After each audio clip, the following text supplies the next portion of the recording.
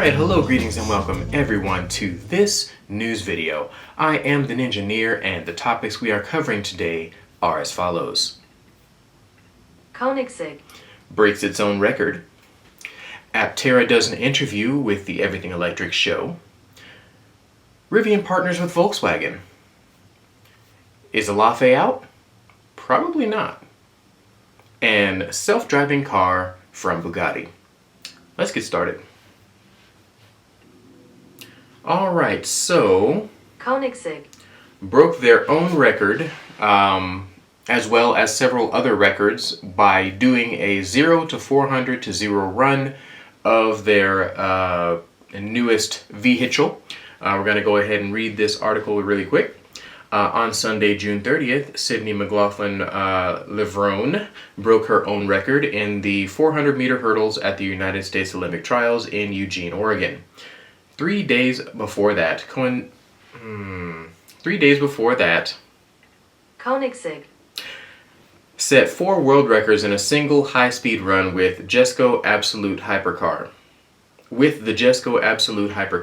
in an airfield at Orebro, Sweden. Oh my goodness, the words.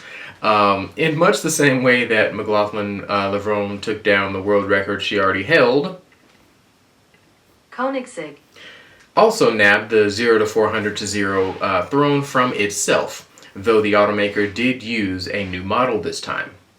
The article moves on to say that with the Jesko's twin turbocharged 5.0-liter V8 all hopped up on E85 fuel and pushing 1600 horsepower, Lund rocketed to 400 miles per hour in 18.82 seconds, 250 miles per hour in 19.2 seconds, and 0 to 250 to 0 miles per hour in 28.27 seconds. Incredibly, the reported top speed of the 256 miles per hour shows that the Jesko Absolute has even more time in the tank.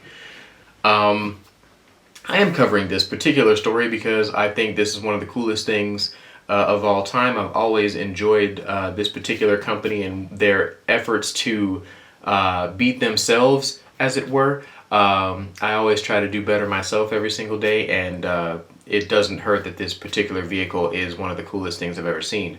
I have a love and appreciation for most vehicles on the planet, gas or otherwise. It just so happens that I am aware that the gas versions of most vehicles out today are not doing great things for the planet. So I focus on EVs and things like that because I think EVs are the future, but it is still cool to see, you know, this whole I'm going to beat my own record situation and them actually pulling that off. So yeah, cool story, fun story, just something that I saw.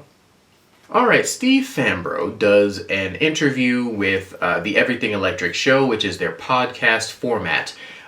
This interview was very, very well done. The questions were excellent, and we gleaned a couple of new pieces of information. From it. The interview itself was well formatted, but the way that Steve Fambro answered these questions was also phenomenal. Like, I feel like as an interviewer, like, the technical aspects of Aptera are better explained by Steve than Chris Anthony at the moment. I think Chris Anthony is fantastic at hyping people up and getting us excited about the vehicle. So, like, it just kind of, this interview just kind of shows that they both have their strengths, and those strengths complement each other so well. I advise you check out the interview. It was fantastic. I'm not going to spoil anything from the interview because it is just that good. Go check it out. So, you guys may be well aware that Rivian and Volkswagen Group have announced a plan for joint ventures to create industry-leading vehicle software technologies, and strategic investments are going to occur by Volkswagen. Long story short, this extends the runway that Rivian has to get their R2 model into production, and their R3 model into production. this is great news for Rivian, assuming they can deliver. The partnership itself is more or less a one that is formatted such that they have an agreement to hit certain milestones. So they're going to invest $1 billion in Rivian, just initially, to get them started on whatever project Volkswagen is having them do. I'm gathering that it's software based, so they're going to build software for Volkswagen's vehicles that they're also going to use in theirs. If they hit the milestones that are not exactly well reported on, or perhaps they're not known about, they will receive an additional $4 billion as compensation for hitting those milestones. So this is a total of a $5 billion situation that they can glean from this partnership with Volkswagen. I think it is great for both companies because Rivian needs the money badly, and Volkswagen needs software badly. So I'm hoping the partnership bears a lot of fruit. I'm hoping that Rivian makes it to profitability and mass production and stuff like that, so they can exist as a company for many years to come. This partnership could be a fantastic way for both of these companies to survive into the next decade. One thing that it is not, and for some reason this has been the case that people are speculating about it, and it's actually the reason why I decided to cover this story in the first place. There are people saying that this is not just a software deal. This is also a hardware deal, like they're going to source components from each other or something like that. Rivian themselves came out and said, hey, that is not the case. Rivian says there's no plans to produce vehicles with Volkswagen after media report on early talks. There was a news corporation or a news group that said, hey, we have insider information that says this is going to be a software and a hardware thing. And Rivian was like, nah, bro, this is just software.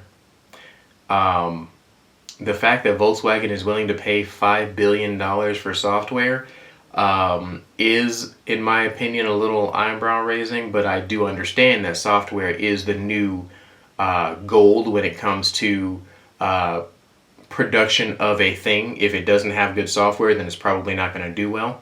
So it might be worth the $5 billion to just have software developed. But yeah, my gut is telling me that there's something else there besides software, even though Rivian says that there is no plans beyond software. Yeah, I could be completely wrong, and I am expecting to be almost in this case, because Rivian has not been a company that is known for trying to be misleading to their consumers. So I could be completely wrong, but $5 billion is a lot to pay for software, in my opinion. Anyway, so Aptera Owners Club put this video out some time ago, and they have since changed the title.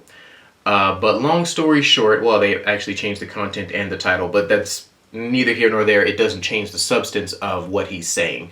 Essentially, he speculated that Elaphe is no longer going to be a part of Aptera's initial production phase, and I agree with that.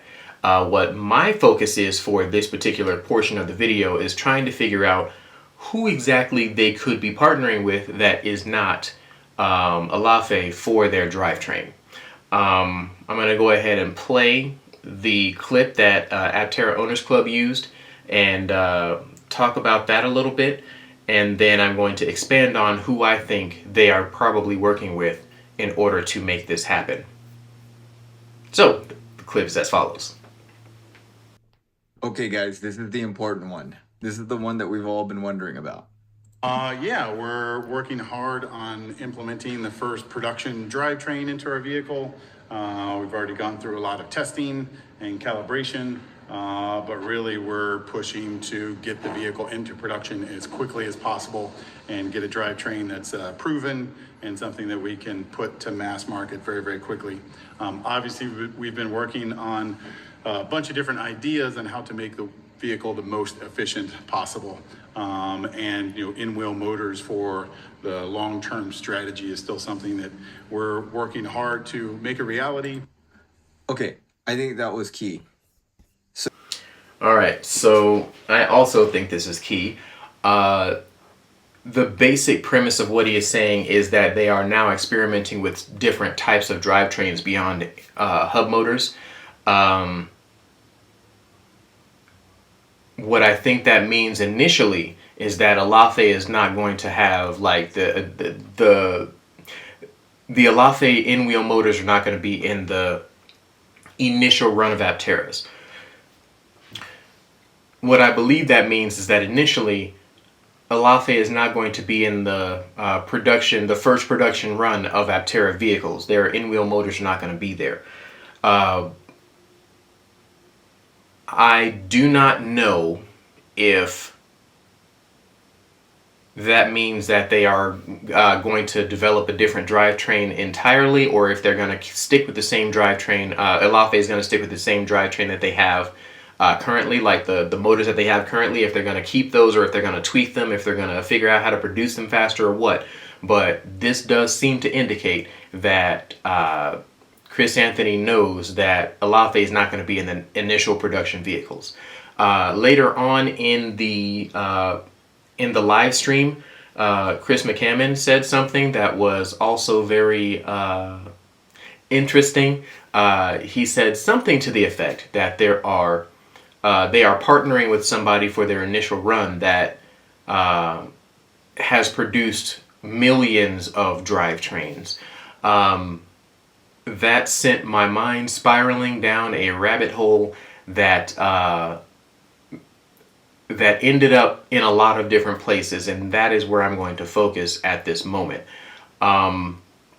So we know that Alafe is not going to be in the initial production phase.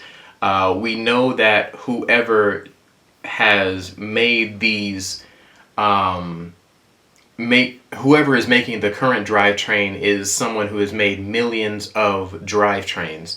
There are not very many companies that have produced millions of electric drivetrains. In fact, only two come to mind that are customer facing. All of the other ones are going to be business facing. And what I mean by that is the people that we know about, the Fords and the GMs that sell directly to customers, those guys are what I'm talking about when I say customer facing. When I say business facing, I'm talking about the suppliers, people like Cherry Automotive, who made their air handler and things like that. Those are business facing, or at least that's the term that I'm using for this particular situation. Anyway, long story short, the only customer-facing things that I can think of, businesses that I can think of that have sold millions, plural, of vehicles are Tesla and BYD with respect to fully electric vehicles. If they are partnering with a customer-facing company like Tesla or BYD, I think that would be a very fascinating development. I do not know if it is kind of rushing the situation, in my opinion, to push for production as they are if they can't work with Alafe. If Alafe is not ready, then, finding somebody else is the next best thing. Will this drivetrain be an in-wheel motor one? I do not think so, because neither BYD or Tesla on the customer-facing side produces in-wheel motors like that. I know BMW has produced millions of drivetrains in general for gas and electric cars, and they are partnering with a group that has, that is like a subsidiary of their company that is producing in-wheel motors.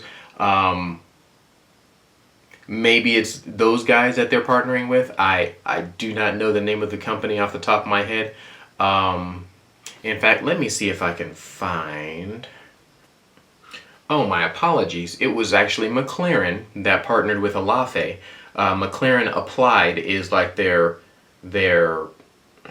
engineering firm, and they are trying to learn how to make in-wheel motors. McLaren has not made millions of drivetrains in the electric sphere either, so it still makes me think that it's pretty much narrowed down to either Tesla or BYD for electric drivetrains if they are partnering with a company that has made millions of electric drivetrains. Now, if they are partnering with a company that has made millions of drivetrains in general, that opens up the, I guess, Pandora's box, if you will, because there's dozens of companies that have made millions of drivetrains, from the Fords and GMs to aftermarket companies. Like the possibilities there are quite endless. And so in a very roundabout way, they have basically said, yeah, we could be partnering with literally anybody, but the drive of their statement is that they are trying to make sure that they get to production as fast as possible, and that requires that they change the drivetrain. I don't know if that means they're going to have joints and boots and knuckles and all that kind of stuff, because all of those things add friction, and friction adds inefficiency and energy loss and things like that. I don't know how a standard drivetrain compares to an in-wheel motor situation from a perspective of efficiency, but I am assuming that if Aptera is partnering with this company, they have worked out a way to make it at least close to as efficient, which, close is relative because I don't think they're going to get close per se, but I do believe that it's possible for them to get close enough that Aptera can probably get close to their 10 watt hour, 100 watt hours per mile projection. Now, does that mean that the first Apteras are going to be less efficient? Based on this announcement, it seems that way, but I'm holding out hope that the presentation that they're putting out later this week is going to assuage some of those concerns, because otherwise I am concerned that they are going to have a hard time hitting their projected efficiency. So anyway, that is a thing. Alrighty, so the last story that we're talking about today is a one that kind of surprised me a little bit. Bugatti is making a self-driving car that looks like you can see in the video here.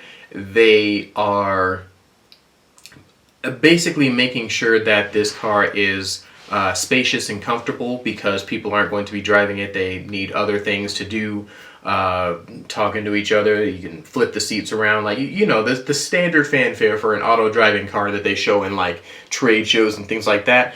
They show the seat flipping around and you can like talk to four people or whatever. Yeah, the seat doesn't flip around in this because it's not a four-seater, but it does it changes modes and things. Like it has a little foot thingy that comes up, and yeah, there's a lot going on with this vehicle. I would say check it out if you are interested in self-driving technology, because for what it's worth, the car itself seems really cool and really feature-rich and very spacious, and easy to get into and out of and what have you. Do I think that this vehicle is going to be the future? Not necessarily per se. I'd have to see it on the road and moving, because with all self-driving technologies and things of that nature, let me go ahead and pause this thing. He went to the marketing commercial for his. Okay, so yeah, do I think it's going to be the future? I don't know. Do I think it's going to be a compelling piece of tech? Quite potentially. It was never shown in this video to be driving around or anything like that, so it's still very much in its prototype phase, but I do believe that it's got a lot of interesting pieces of the puzzle that could make this a very viable self-driving car.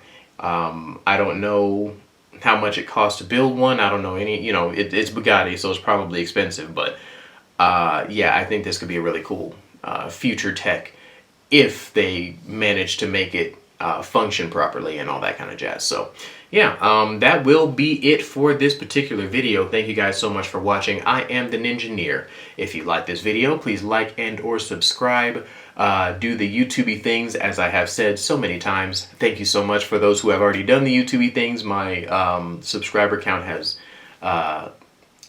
shot up this past week, and I was like, what? Oh, cool. Yeah, so thank you guys so much for subscribing, for watching, for taking your time out of your day to watch this 20-ish minute video. I know your time is valuable, so I'm appreciative of you taking the time to enjoy my video. So thank you so much. Hope to catch you guys next week. I plan on putting out a video later this week. One of my comments basically asked me to talk about the connector style that they are using for the boards in the Aptera, so I'm going to put that video out hopefully later this week. I'm planning on Friday or Saturday or something like that. Anyway, thank you guys so much for watching. Catch you next time.